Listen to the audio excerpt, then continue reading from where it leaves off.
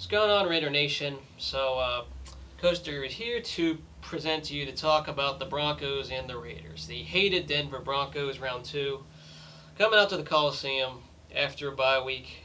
And this is pretty much it on our season. I mean, you want to talk about a must win. They're going to need to show that they can win this game. There is no excuses if the Broncos somehow pull off this win or if we play down to their level. There is no excuses whatsoever. The last few times, past few games in Oakland have always been close, always close in the first half. I know last year we finally win in Oakland. We pull away in the second half and win, but it got ugly. This game, first off, the big key will be, of course, composure and the fact that they got to stop playing with the emotion. They got to make sure they get their heads in the game and play smart football. That includes the flags. I think the first time we played these guys, the flags were a big issue. I know guys will be fighting each other a little because it's a rival game, but you got to keep your composure. Got to play smart football up here. The other key, of course, as we know, is health. I think, last game, health was a big factor. We know that Darren McFadden was out early, which it really sucked because the play calling had to change dramatically. And, the loss of Marcel Reese, I think, is a lot more important than people realize. Marcel Reese is a very big factor as for the Raiders lineup.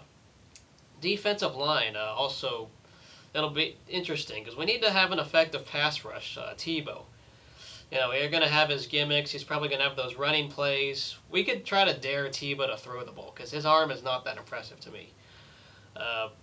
We need to really just get the Tebow, and we can easily just take advantage on defense of what the Broncos situation is. They don't have a good run game. We need to make sure we stop the run and stop as well as the front seven. I think the loss of Matt Shaughnessy for the season hurts just a little bit, but hopefully everyone should still be all right on the front line. Linebackers, that's going to be key. If Tebow starts doing those gimmick quarterback draw plays or those outside running plays, option plays, got to have some linebackers spying on Tebow. I think that's what you call it when you keep linebackers keep their eye on the quarterback. They got to do that a little more, I think, this time around because of what Tebow is capable of doing. Still, they don't have the offense. They really don't. And I am not very impressed with the Broncos' offense at all, for the most part. But as said before, offensively, you got to play some smart football. And it's talked about injuries as well. The passing game, we'll see with Carson Palmer. Hopefully he's learned the playbook a lot more, learned the system after this bye week. The timing was pretty bad when we played the Chiefs. It would have been nicer to have the bye week a little earlier, but unfortunately the trade deadline in that week just didn't pan out. It didn't surprise me at all Palmer was rusty because that's what happens when you're not with the team. You're only with the team for like 5 days or something. A lot of pressure on Palmer, and this is where I guess we could say a little worried just because we gave up so much for Palmer. I'm not always a fan of these high-risk, high-reward moves, but Hugh Jackson always talks a big game and building a bully, talks a lot of confidence in his players, and he needs to back it up.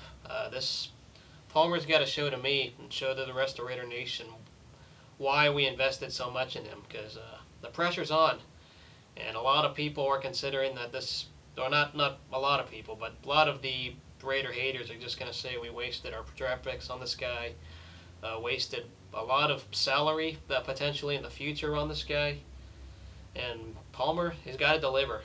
The receivers also need to get open. When I was at the game last week, I noticed the receivers were showing their inexperience and had trouble getting open.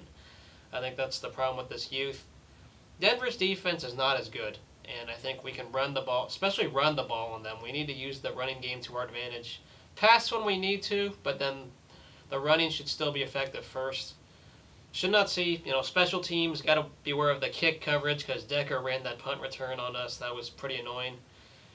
But other than that, the Raiders have no excuses. There's no excuses with this game if we somehow play down or just lose our composure this game.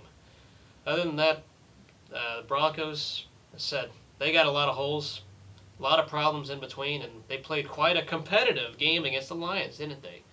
Right, Jay Cutler, Homes YouTube. You played all the competitive games, so congratulations there. And now, the AFC West standings are pretty close.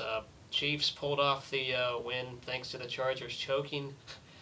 I don't know if we won our bye week necessarily because the Chiefs won, but the Broncos lost, Chargers lose. 2 out of 3 teams lose during our bye week, so not too bad of a bye week. I'll take it.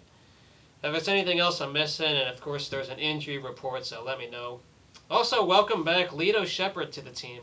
I've heard he was signed recently by this team. Hopefully he can play a role in our secondary because some of the secondary's been a little bit iffy. They played pretty well for the most part against Kansas City, but there were those few moments they got beat. So that's about all I got for you guys today. Go Raiders as always, and we'll see you guys later.